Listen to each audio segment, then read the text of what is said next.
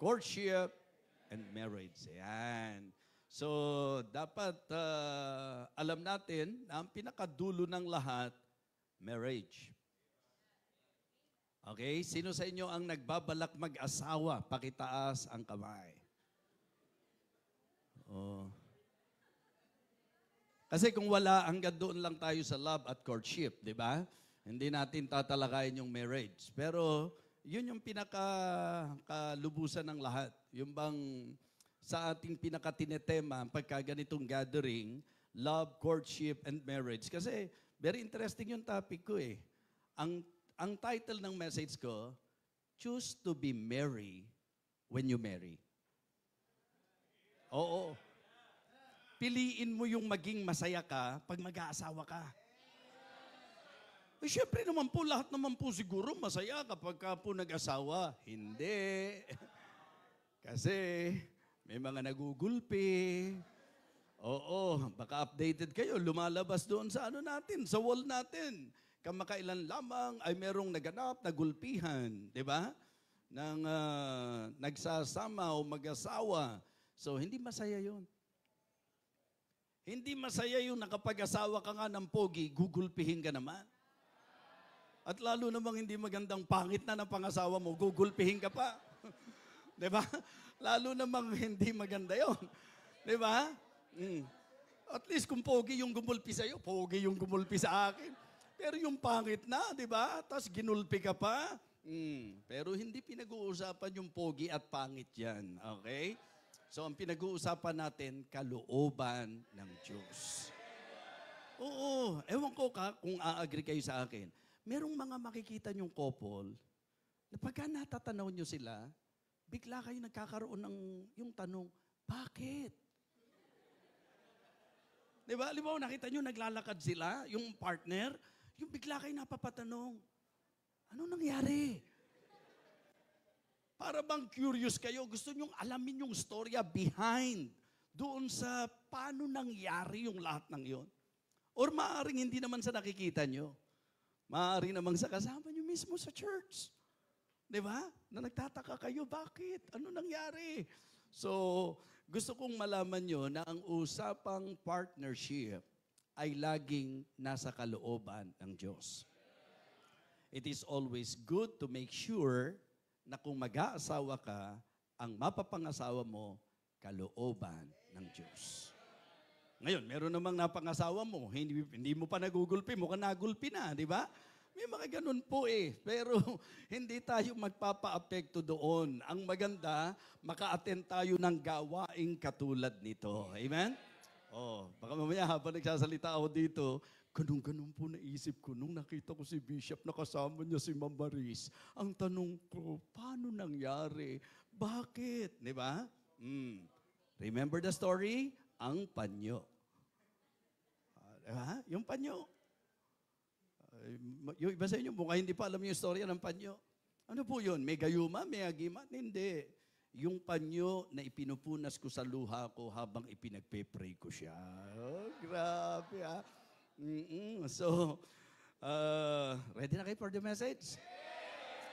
Okay, the reason why I consider this message because I believe sa LCM, ang masasabi nating direction ay ang pag-aasawa. Ngayon, si Lola, ang sabi niya sa apong magpapakasal, Apo, ang pag-aasawa ay hindi parang kaning isusubo na kapag ka napaso ka, iluluwa. Yung mga nagbaliwala sa wisdom ni Lola na yon, di ba? Na-realize nila na may punto pala yung sinasabi ni Lola. May mga relasyon ngayon na talagang gustong putulin na. Di ba? Sa kabila ng pumasok na sila sa tinatawag nating kasunduan ng kasal.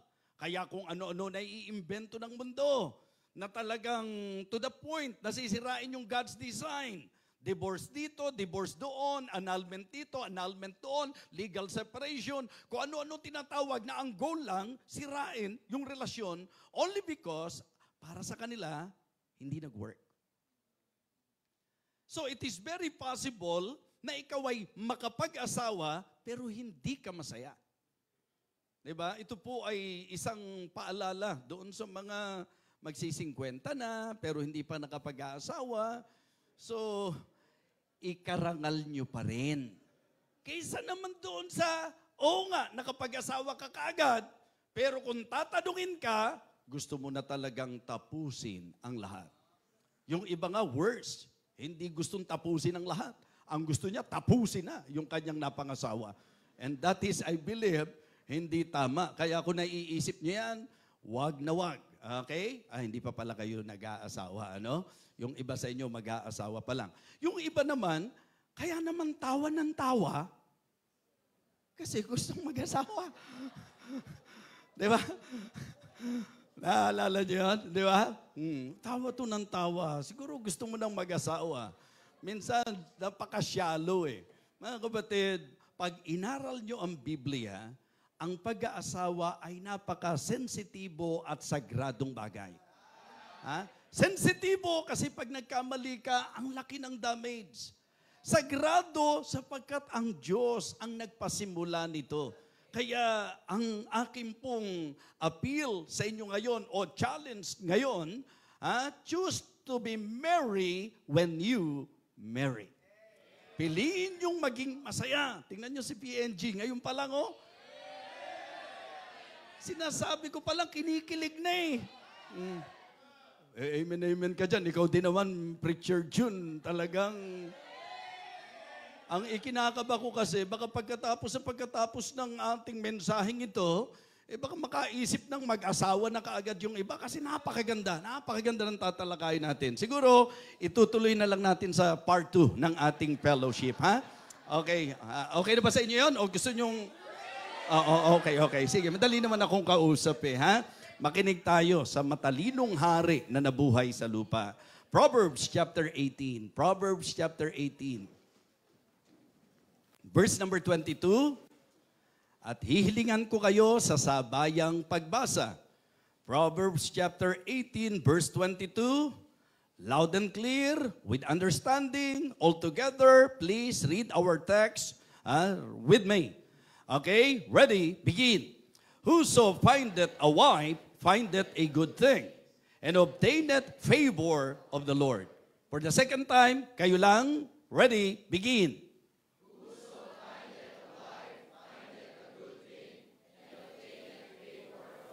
Hebrews chapter 13. Hebrews chapter 13 and verse number 4. Hebreo 13 at talatang 4. Hebrews 13:4. Ready? Begin.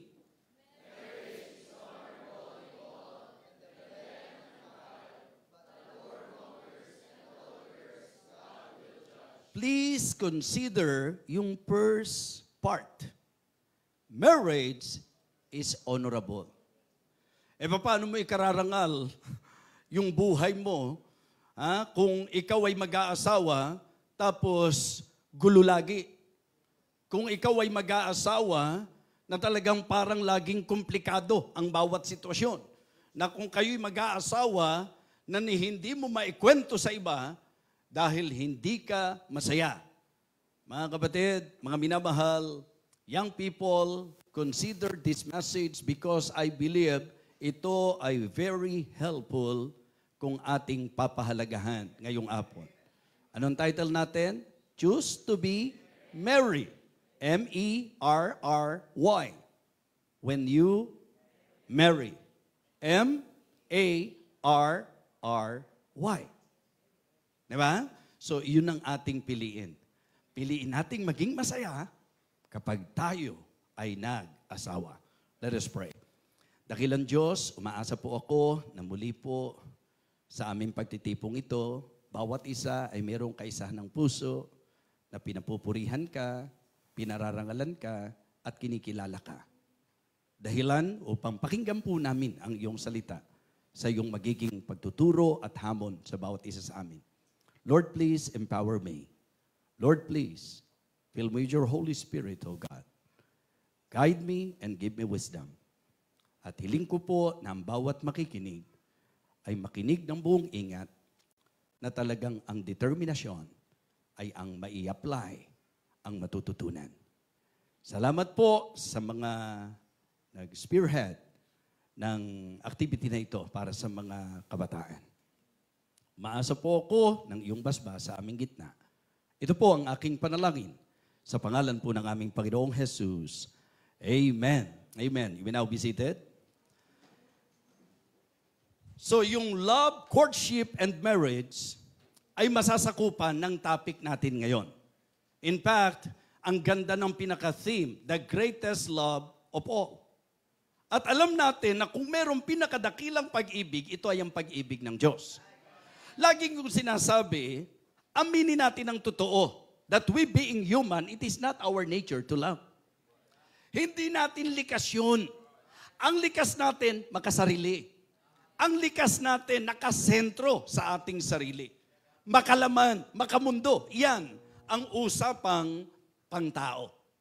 Sa usapang pag-ibig, ang Diyos ang may akda ng pag-ibig. At sa Biblia, sinasabi that God is love. And the greatest lover is no other than God. And the love of God is unconditional. Just try to imagine, mga kapatid, kasi ang kalimitan sa mga tao, magmamahal ng mga lovable. Ang iibigin natin, yung bang napakadaling mahalin. Pero yung pinatunayan ng Diyos sa usapang pag-ibig na ang tao sa ating makasalanang likas, na ang tao sa ating rebuilding katayuan sa Kanya, ang sabi ng Bible, but God commended His love toward us in that while we were yet sinners, Christ died for us. At anong klaseng pag-ibig yan? Immeasurable, incomparable, and incomprehensible. For God so loved the world that He gave His only begotten Son, that whosoever believeth in Him should not perish, but have everlasting life. And in John chapter 15 and verse number 13, greater love hath no man than this, that a man lay down his life for his friend. It is very important to establish this very thing, that the greatest love of all is the love of God.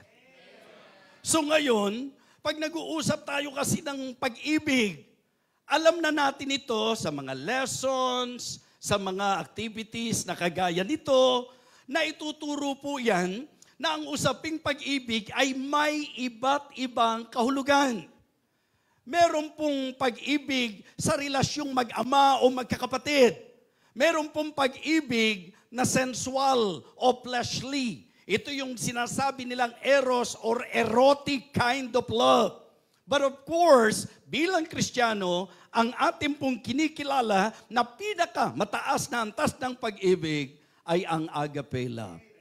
Okay? So meron pong phileo love, meron pong, di ba, eros or erotic love, at meron pong agape love. At yun po ngayon, ang gusto kong sentrohan natin, mga kapatid.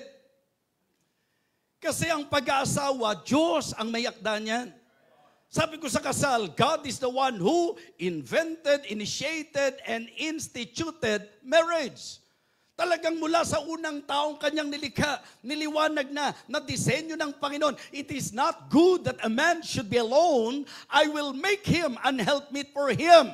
Kaya it is good for all of you to understand na kung Diyos ang pag-uusapan, mula pa sa pasimula ng paglikha niya ng tao, walang problema na magnais ka, maghangad ka, na ikaw ay makasumpong ng mapapangasawa. At ang sabi ng Bible, through Solomon, he or whoso findeth a wife, findeth a good thing, and obtaineth favor from the Lord. So, magandang naintindihan natin na yun ang marriage. Ang marriage, invento ng Diyos yan. Ang marriage, pinasimulan ng Diyos yan. Ang marriage, pinangasiwaan ng Diyos yan. Kaya ang pattern natin hindi dapat maiba. Pero saan magsisimula? Kaagad ba? Kasalan? Siyempre dapat magsimula sa usapan ng pag-ibig. At kapag totoo ang pag-ibig, dadalhin ka sa pangliligaw. At kapag ikaw ay mangliligaw, sana handa ka sa pag-aasawa. So hindi tama na walang pag-ibig, mag-aasawa ka. Hindi rin tama na nanliligaw ka, wala ka naman palang planong mag-asawa. O, palagay ko, dito pa lang, pasok na tayo. Diba? Kaya, young people, you better be careful because hindi ka magiging masaya sa pag-aasawa kung ikaw ay hindi susunod sa gabay ng salita ng Diyos. So, ang una nating pag-usapan is the truth about love. Ang katotohanan patungkol sa pag-ibig.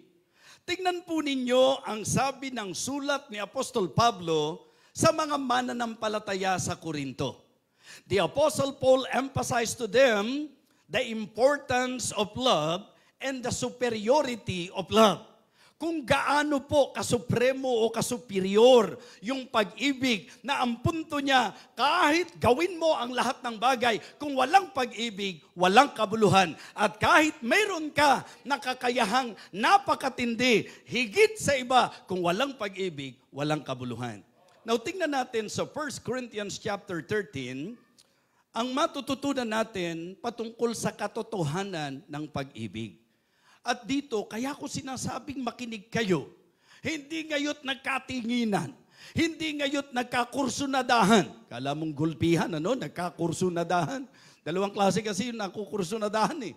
Yung isa nakukursunadahan, kaya niligawan. Yung isa nakukursunadahan, kaya ginulpi. Di ba? So dahil nasa LCM tayo, doon tayo sa isang panig. Tama po? So tingnan nyo ang sabi ng 1 Corinthians chapter 13, and I believe this chapter is very familiar sa lahat sa atin. Particularly kung matagal ka ng Kristiyano. Pero ito bang familiar na chapter na ito? Sa pagsusuri mo, sa usaping pag-ibig na sinasabi mo, yung katangian ba niya, yung katotohanan ba ng pag-ibig ay hayag sa buhay mo? Tingnan nyo ang sabi ng verse number 1. Though I speak with the tongues of men and of angels and have not charity, that is the other term or word na ginagamit sa salitang love, I am becoming a sounding brass and a tinkling cymbal. Anong idea nun? Puro gulo lang, puro ingay lang, walang mensahe. Walang malinaw na mensahe. And though I have the gift of prophecy and understand all mysteries and all knowledge, and though I have all faith, so that I could remove mountains and have not charity, I am nothing. So, pag tinignan nyo yung context, ito, ginamit ni Paul na rebuke doon sa mga magagaling nga, pero nagpayabangan. Mga may kakayahan, pero ginagawa sa pangsariling kapakanan. So that is why he emphasized to them the importance of love. And it is good for all of us to understand if what love really is. Ano ba talaga yung pag-ibig? Di ba? So, and though I have the gift of prophecy and understand all mysteries and all knowledge, and though I have all faith so that I could remove mountains and have not charity, I am nothing. And though I bestow all my goods to feed the poor, and though I give my body to be burned, and have not charity, it profiteth me nothing. So, doon sa unang tatlong verses, ipinakita ni Apostol Pablo na kung wala ang pag-ibig, yung mga ipinapangahas ng tao, walang kabuluhan. Walang kwentang magaling ka, pero walang pag-ibig. Walang kwenta, di ba, na ikaw ay palabigay ng hindi ayon sa pag-ibig. So everything must be done with charity. Dapat gagawin natin ang lahat ng may pag-ibig. Pagdating doon sa last verse ng chapter 13, ang sabi niya, and now abideth faith, hope, charity, these three, but the greatest of this is charity. So, konbinsido? Konbinsido kayo na napaka-importante sa usapang Diyos at usapang maka-Diyos ang pag-ibig? Di ba? Isipin niyo po yung sabi ng unang tatlong talata. Ang sabi po, I am become a sounding brass or a tinkling cymbal. Ang sabi po, I am nothing. Ang sabi po, it profited me nothing. Therefore, huwag mong baliwalain ang pag-ibig. Ngayon, tayo, dali-dali nating magsabi, lalo na kung pumaporma tayo, I love you. Yung weight ba ng salitang I love you? Nararamdaman ba? May timbang ba talaga kapag ka sinasabi mong I love you o nakagawian mo na lang? So it is always good to make sure that when you say to a specific person or particular person, I love you, make sure na alam mo yung sinasabi mo. Ngayon, para hindi kayo madaya, maganda pag-aralan natin to. Dahil baka mamaya yung pumoporma sa'yo, I love you ng I love you, pero bagsak sa sinasabi ng usaping katotohanan ng pag-ibig. Okay, verse number 4 tayo. Verse number 4. Verse number 4. All right. Charity suffereth long. Ako, puno na ako sa'yo. Nainis na ako sa'yo. Charity suffereth long. Diba? Kaya ang tama, kung mahal mo, alam mo, matagal pa akong maiinis sa'yo. Ibig sabihin, marami pa siyang pwedeng gawin na matitiis mo dahil nagmamahal ka eh. Diba? So ang sabi, charity suffereth long and is kind. Hindi po pwede na sasabihin niyang mahal ka niya, pero nilalamangan ka. Sarili lang niya, iniintindi niya. Pag nagmamahal, may kagandahang loob, mga kapatid. Envieth not. Okay? Charity vaunteth not itself. It's not puffed up. Doth not behave itself unseemly. Seeketh not her own. Is not easily provoked. Thinketh no evil. Rejoiceth not in iniquity, but rejoiceth in the truth. Beareth all things, believeth all things, hopeth all things, endureth all things. Charity never faileth. But whether there be prophecies, they shall fail. Whether there be tongues, they shall cease. Whether there be knowledge, it shall vanish away. So makikita nyo how the Apostle Paul gave weight sa usapan ng pag-ibig. Kaya maraming naghiwalay na mag-asawa. Sa totoo lang. Kasi hindi totoo yung pag-ibig. So let me now share with you the truth about love. Love, number 1, is sincere. Diba? Kaya sabi niya, let love be without dissimulation. Abhor that which is evil and cleave to that which is good.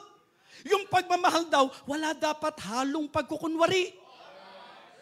So ibig sabihin, pagka nagmamahal ka, dapat magpakatotoo ka o totoo ka. Hindi nang bobola ka lang. Hindi yung pinaiikot mo lang. Hindi lang applicable to sa lalaki. Kung ikaw babae, hindi mo naman talaga mahal, huwag mong paikutin. Huwag mong paasahin. Huwag mong paglaruan. Mga kapatid, ang puso ay hindi laruan.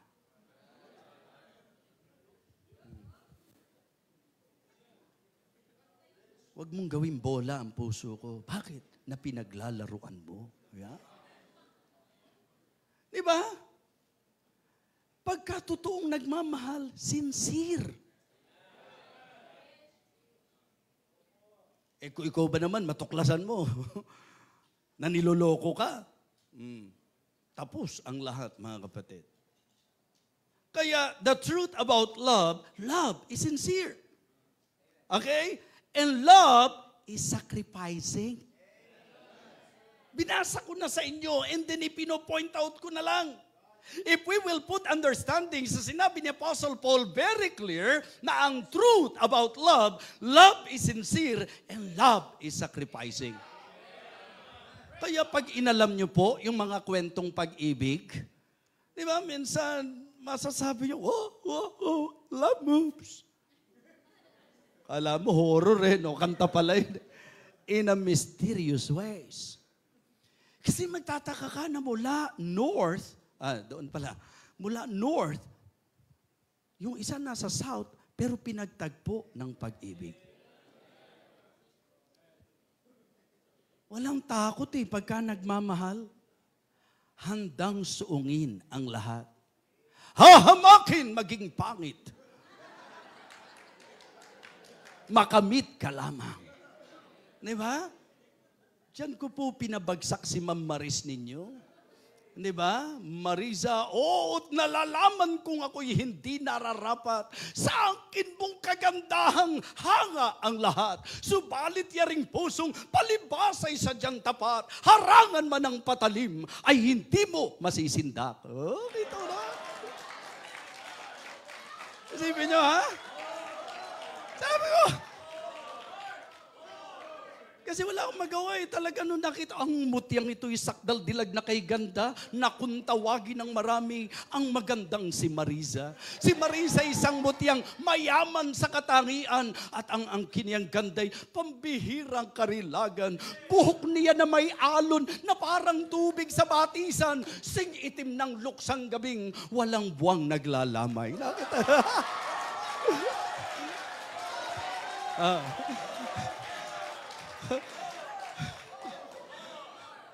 Di ba? Kita nyo? Buti hindi ako sinagot eh. Kasi sabi ko, harangin man ang patalim, ay hindi mo masisindak. Aba, ang tindi ng pandak. Di ba? Hindi nasisindak kahit na pandak. Minsan kasi, sinasabi mo nagmamahal ka pero wala kang handang tiisin. Kaya nga, pagpasok natin sa courtship, ang idea ng courtship, alam nyo kung ano po yan, manunuyo ka eh. Hindi yung preskong-presko ang dating mo. Guwaping ako, ha? Ha? Buti, ikaw ang niligawan ko. Ikaw din, ha? Pag-isipan mabuti. Kapag ka nililigawan pa lang kayo, hindi na handang magsakripisyo para sa inyo, paano pa pag napangasawa nyo yan? Diba? Paano pag nakuha na kayo niyan? Kaya kahanga-hanga talaga yung kayang gawin nung talagang nagmamahal.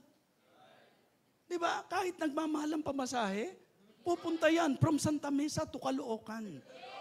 Walang, kahit mausok ang mga sasakyan, walang usok na magpapatigil dyan. Kasi alam niya ang kasabihan, Norman is an island.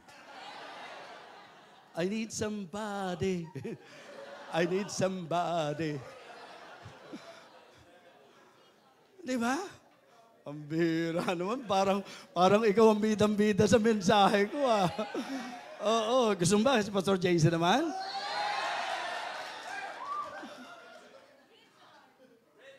Kasi sa totoo lang, hindi naman masamang pinag-uusapan yan eh. Ang pangit lang yan, wala ka pa sa tamang gulang, ito na kaagad ang... Di ba? Kaya pag nagka-counsel ako, yun ang unang tinitingnan ko, wala ka pa sa tamang gulang. Yung iba naman, ay, tingin ko okay lang kasi ikaw na may nanasapat ng gulang, di ba? Yung iba naman, ako na nagbubuyo kasi sobrang gulang na.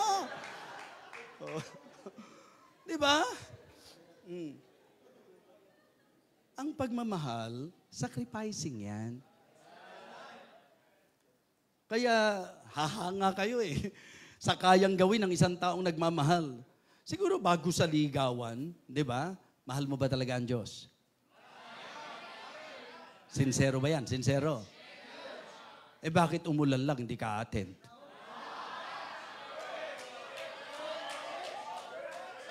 Bakit nainitan lang, hindi ka attend? Bakit ang gaang-gaang ng hamon, sinusuko mo kaagad? Kung sincero ang pagmamahal mo, kung totoong pagmamahal yan, handang magsakripisyo yan. Kaya lagi kong ginagamit na example sila Nanay Lita, isipin nyo, naikabiti. Pati prayer meeting umaattend. Samantalang tayong lalapit natin sa church, may sasakyan pa tayong maayos. Easily. Hindi natin ipinaglalaban. Patunayan nating mahal natin ang Diyos. At ang totoong pagmamahal, sacrificing. Lipat natin uli. Balik sa ligawan. Balik sa Kung talagang mahal mo, handa ka magsakripisyo. Di ba? Importante yan. Ang tindi ng mga sinabi dito, suffer it long. Di ba? Bear it all things, endure it all things, hope it all things. Yun yung sinasabi ng Bible. And then thirdly, the truth about love, Love is stable. Matibay kapag totoong pagmamahal yan. Kaya pagka pinag-usapan ng love, mga kapatid, una, ito ay matapat. Ito ay mapagtiis. At ito ay matibay. Hindi po pwedeng sasabihin mo, mahal mo, hindi mo handang ipaglaban. Di ba? May mga mister talagang mahal nila, hindi lang nila handang ipaglaban. Handa pa nga nilang ipaglaba di ba?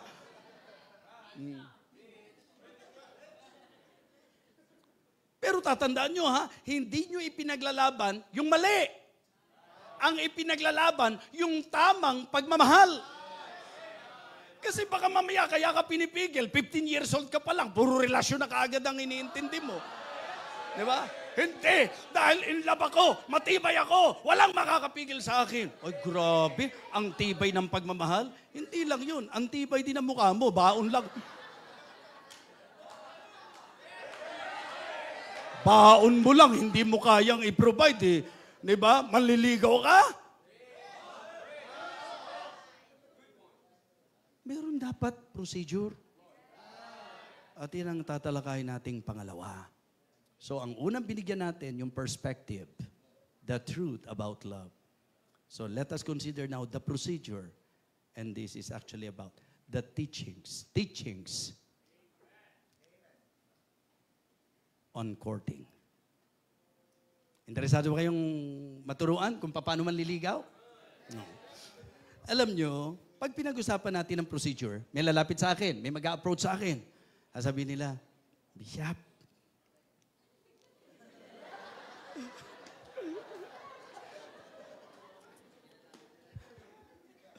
Bishop,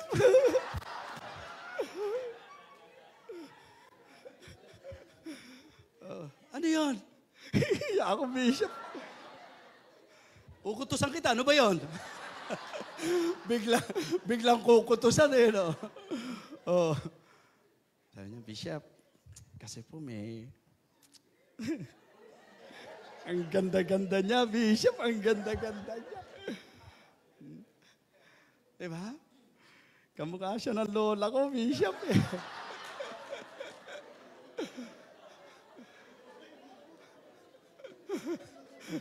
Grabe, what a compliment, oh. Alam niyo, pag kami nagpapaalam sa akin, hindi ako yung tipo ng pastor na right away. Hindi pwede. Diba? Ako yung pastor na ang una kong tanong, alam ba ng magulang mo yan? Diba? Sa tamang procedure, prayer. Pray mo muna. Tapos, parental consent. Tama? Tapos, pastor's advice. Parental consent and pastor's counsel. Counseling ng pastor. Yan ang procedure. Prayer. Prayer in the name of Christ. Ayan, alliteration natin. Prayer in the name of Christ. Diba? Parental consent and pastoral counseling or counsel. Paano yan?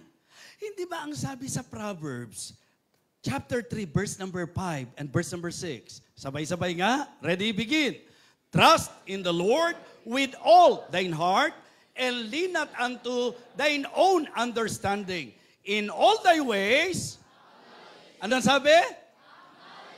Sino yun? Before anyone else, you should acknowledge God first. In all thy ways. Kasama ba ligaw doon? So kasama yung courting.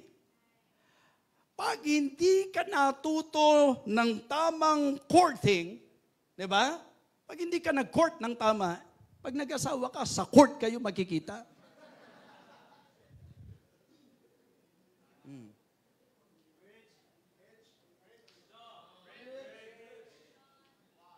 Bago si nanay, bago si pastor, siya muna. Pray in the name of Christ. Amen? So yun, in all thy ways acknowledge Him, and He shall direct thy path. Kasi may tendency tayo being human by sight eh.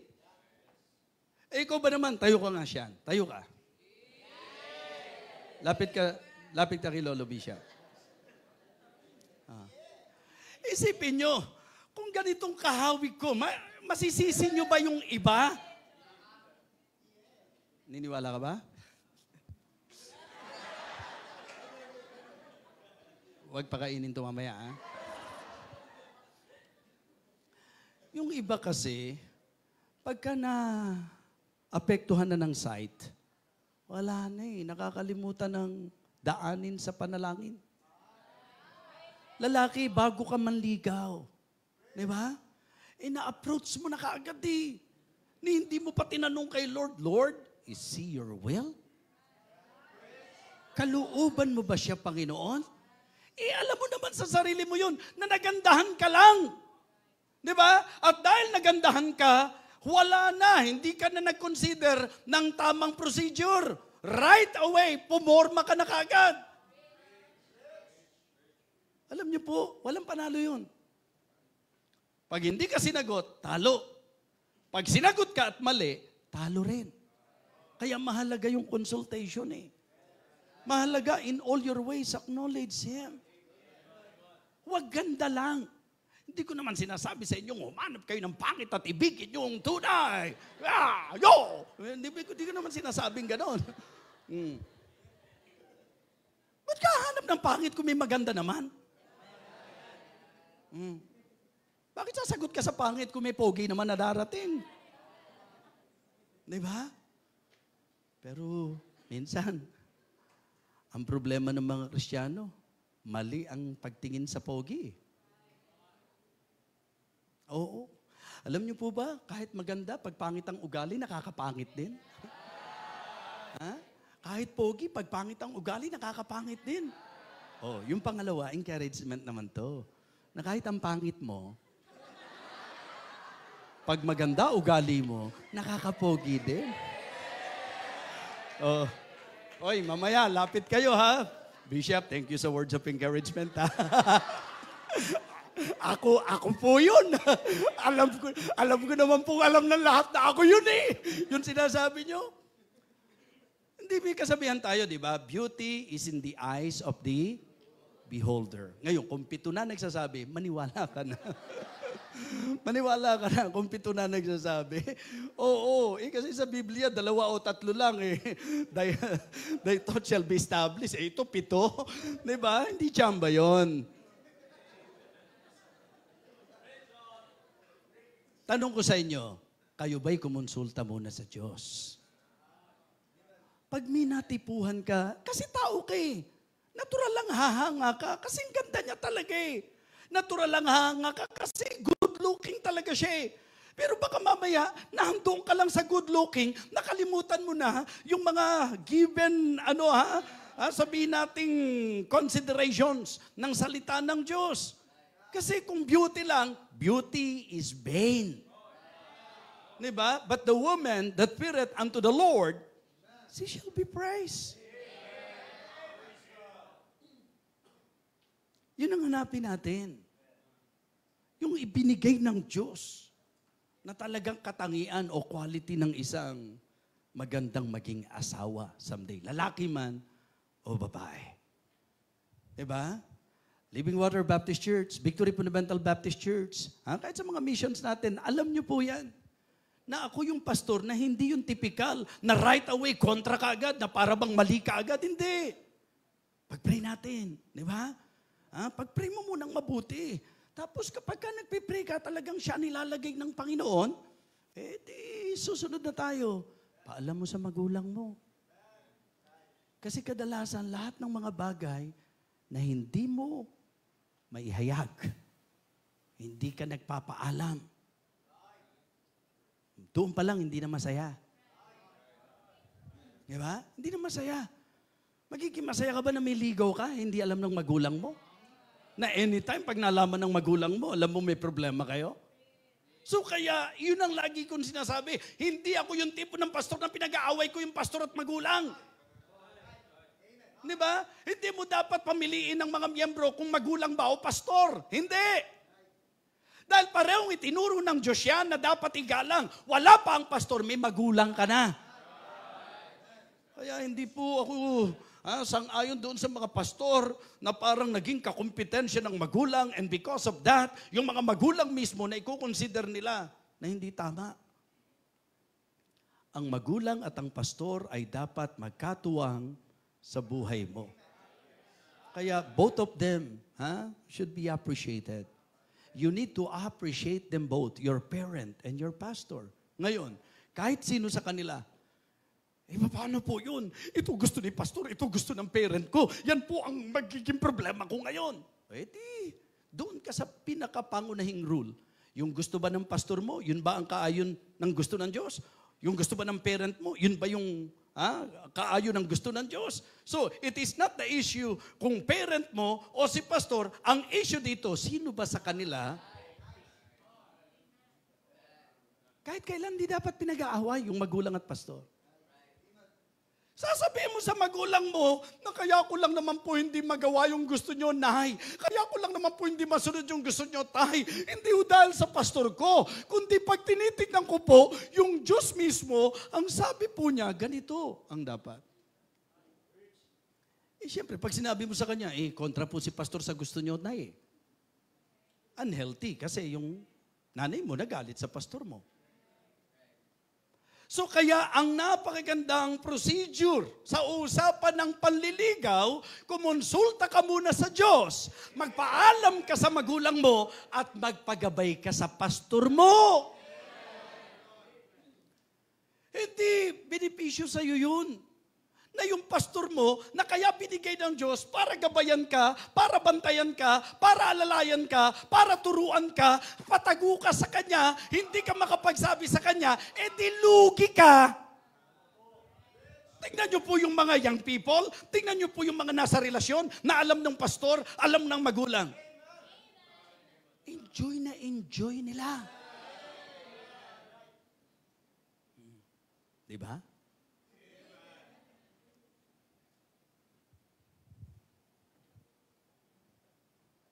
Sariling lesson to direct siya sa Bible yan. Hindi po ako kontra sa aklat, kaya lang mas matibay pag Bible. In all thy ways acknowledge Him. Pray. Diba? Pray in the name of Christ. Parental consent. And pastor's guidance or counsel. Napakalaking benepisyo yan pag napapayuhan ka ng pastor. Kaya sana yung mga young people natin, huwag nyo ikakatwirang, busy po kasi si Bishop siyempre natural na busy ako, kaya nga busy siya di ba? Busy siya. Oh. Pero message away lang ako Di ba sabi ko sa inyo? Di ba? Kahit AM, i-PM nyo ako. Walang problema. Sa technology natin ngayon, napakadali ng communication. Alam yan ng mga nasa relasyong tama. Na hindi ko dinadahilan yung pagka-busy ko para hindi kayo bigyan ng atensyon. So, tingin nyo, malaki may tutulong nito? Oo. Kasi kapag ikaw ay kumonsulta na sa Diyos, syempre, yun ang pinaka masasabi nating safe. Safest way na humakbang tayo is in-acknowledge muna natin ang Diyos. Ito mali yun, nanligaw ka. At saka ka magpe-pray, Lord, niligawan ko siya, Lord, Itanong mo muna kung kalooban niya. May nakita ka, Lord, ang ganda niya, Lord. Baliktad kami, ang ganda niya. Tapos ako, ang ganda niya. Minsan yun napipigilan tayo. Kaya alam, baka hindi niya ako magustuhan. Huwag mo munang problemahin kung magugustuhan ka niya o hindi. Kasi yun ang una mong pinoproblema Di ba? Gusto ko siya, ang ganda niya, ang pogi niya, gusto ko siya. Kaya alam, matipuhan niya kaya ako, magustuhan niya kaya. Huwag, hindi yun ang unang problema. Ang unang dapat problema mo, kalooban ba siya o hindi? Yun ang una. Kasi merong mga kayakan na katanaw, kasi nga lagi ka nagpe-pray, Lord ipakita mo po sa akin kung sino yung kalooban mo para sa akin. Ang problema minsan pag Lord, alam ko hindi siya Panginoon Hindi siya na by sight. Seek God. Seek the will of God. So, may natutunan tayo? Oh. Tapos huwag kang manliligaw kung kailan may worship. Maling procedure yon. Tapos pag nasa church, sasamba ka. Hindi ka manliligaw.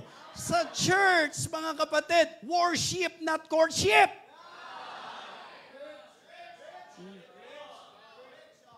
Uy, doon ako upo sa likod niya. Pag nag-forward siya, susunod rin ako. Maamoy ko man lang ang buhok niya.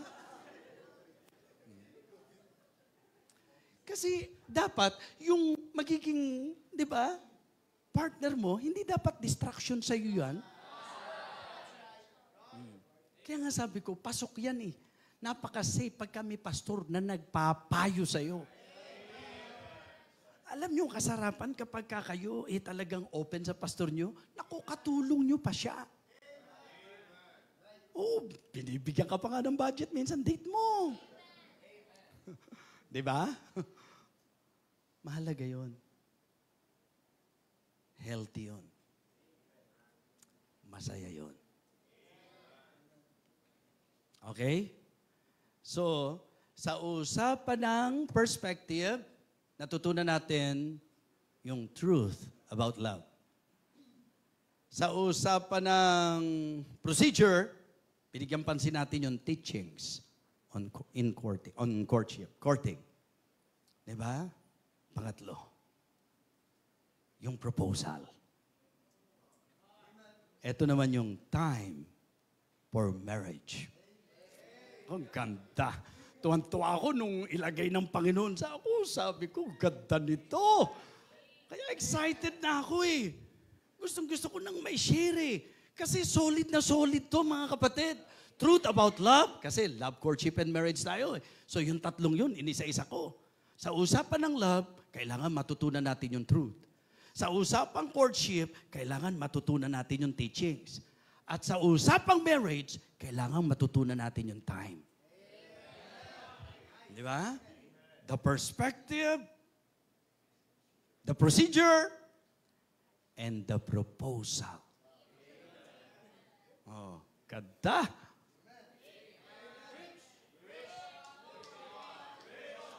Hindi masaya pagkaligawan lang. Yan ngayon ang magandang pag-ugnay natin. Hindi ka pa pala handa So sa usapan ng time, kailangan readiness. Diba? Pagka pinag-usapan ng pag-aasawa, dapat handa ka. Diba? Pinag-iipunan yan. Tinatrabaho yan. Pinaplano yan. Kaya importante sa usapan ng time, yung readiness. Diba? Dapat secured ka na. Dapat ready ka na talaga. Kung pwede nga, mas maganda pag nag-asawa ka, hindi man sarili nyong bahay, meron na kayong, di ba? Yung makakabukod na kayo. Hindi mag-aasawa ka tapos idadagdag mo sa pasanin ng magulang mo.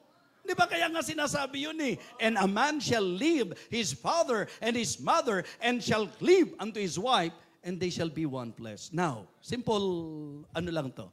Di ba? Simple observation. Hindi ba yung lalaki nag-asawa? Yung babae nag-asawa? Bakit hindi sinabing and a man and a woman, di ba, shall leave their father and mother? Bakit ang sabi doon, and a man shall leave his father and his mother and shall cleave unto his wife and they shall be one flesh? Bakit? Kasi hindi maganda na yung lalaki. Kasi, di ba, yung idea ng whoso findeth a wife. Bakit ang makikita nyong concept Kaya ang tama yung kaugaliang Pinoy.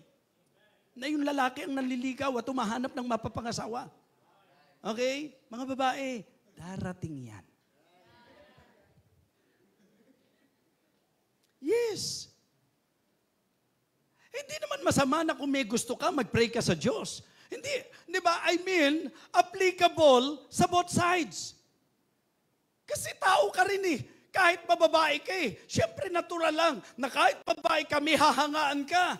Maring hinahangaan mo siya dahil sa looks niya, maring hinahangaan mo siya dahil sa faithfulness niya, maring hinahangaan mo siya dahil very useful siya, maring hinahangaan mo siya dahil sa dedication niya. So there's nothing wrong with that. Kaya pasok ka sa procedure, you pray to God.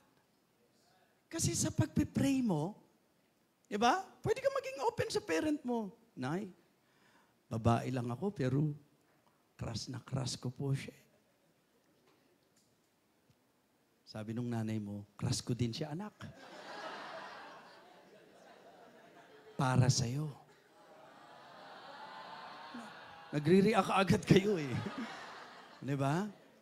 Kaya lang, anak, magtanong ka kay pastor kung ano ba tamang gawin. Hindi yung para kang si Gabriela silang, bakit? Ang karapatan ng lalaki, pantay-pantay tayo. Hindi po pwedeng lalaki lang ang manliligaw. Mga kapatid, Biblia to eh. Ang sabi, whoso findeth a wife. So parang naglilid doon sa idea na lalaki talaga ang tapos, lalaki yung unang nilikha na binigyan ng mapapangasawa. So kaya, kumbaga, doon pa rin tayo. At huwag kang mag-alala. Kasi ang tingin natin, dihado tayo eh. Yung lalaki, pwede nilang ligawan, lahat ng magustuhan nila. Ikaw, may gusto ka na dahil babae ka. Parang bababa pagkababae mo kapag ka ikaw ang nag-take ng move. Di ba? Eh, sabi ng Bible, even the king's heart is in the hand of the Lord. If you will just pray. God can move His heart. Na siya pa rin. Di ba? Ayan na, lumapit na sa akin. Lord, iba talaga ang power ng prayer. Ayan na siya. Di ba? Sabi niya, sis, pahiram naman ng pera mo. Baka...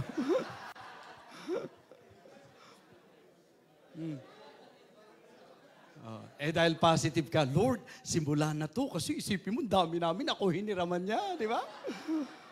Positive eh.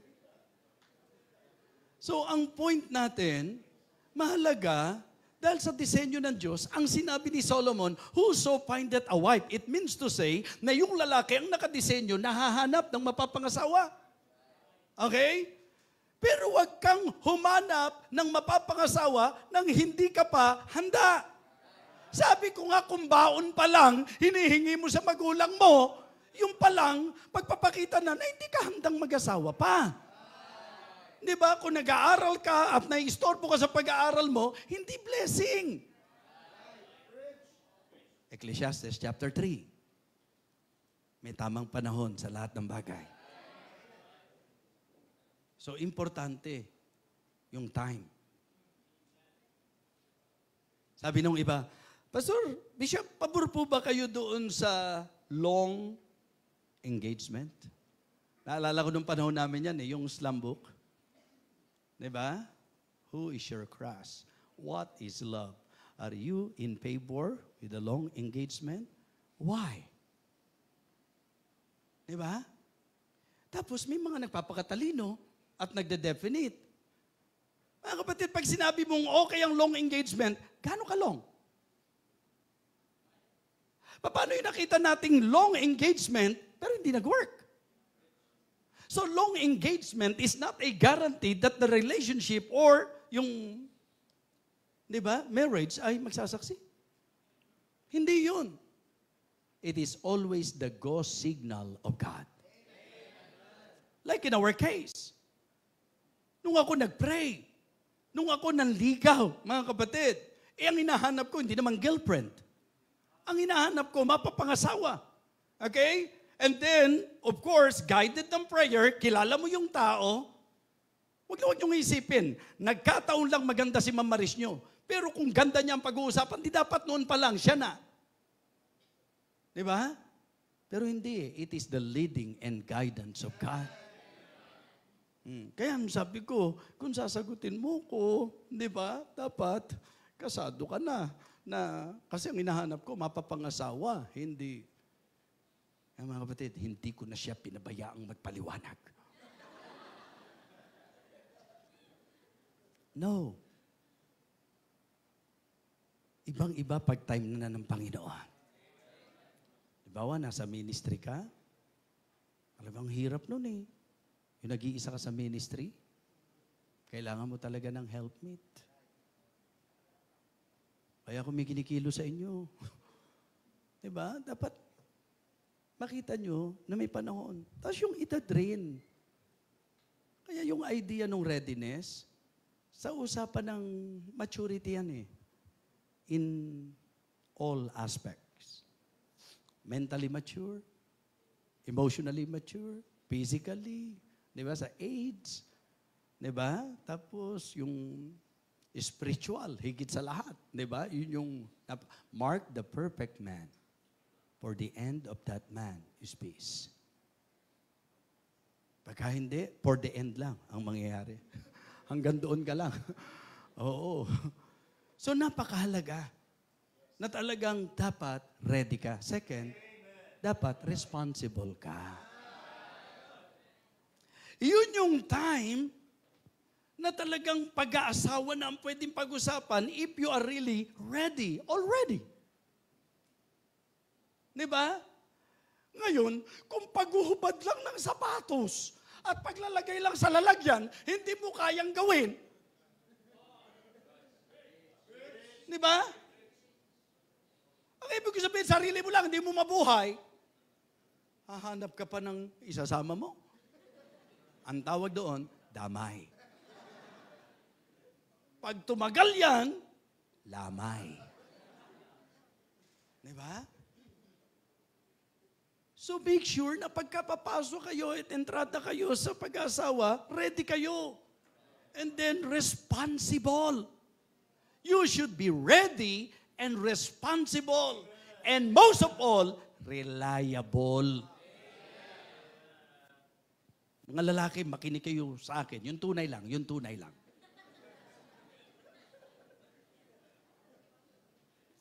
Hindi magandang kalalaki mong tao, hindi ka mapangahawakan. Sana pag sinabi mong ikaw ang maglalaba, panindigan mo. At pag naglaba ka, ayusin mo. Di ba? Dapat pagka merong bagay na talagang sinasabi mo, ako ang bahala, pwede na siyang kumampante sapagkat mapangahawakan ka. Ano ngayon ang tip ko sa inyo? Kung ngayong ligawan pa lang, hindi mo mapanghawakan, mag-isip-isip. 1, 2, 3. Diba? Sabi ko nga sa inyo, alam nyo ba na ang pinakamabait na moment o pinakamabait na stage ng lalaki, courtship, courting stage. Gagawin ang lahat. Nagiging paborito niya yung paborito mo. Ay, pink ba ang paborito mo? Pareho tayo. What ako, accident. Hindi ko incidents eh. Di ba? Tapos mahilig ka rin sa Korean movie. Pareho tayo. Compatible tayo. Kaya nga sabi ko, kapag ka lalaki, babae, exactly compatible, delikado. Di ba? Baka magkita kayo sa parlor.